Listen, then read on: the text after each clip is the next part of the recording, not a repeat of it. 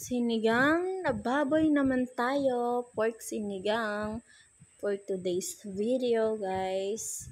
Ayan, kumukulo pa. So, ito ang ating mga ingredients. Pork, ayan, sitaw, okra, gabi, sili, sibuyas, luya, at kamatis, and kangkong.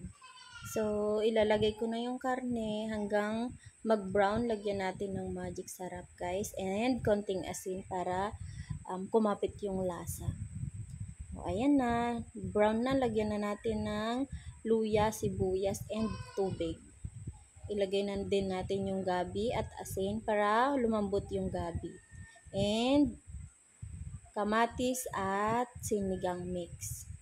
Yan, kumukulo na, takpan natin. And tadan!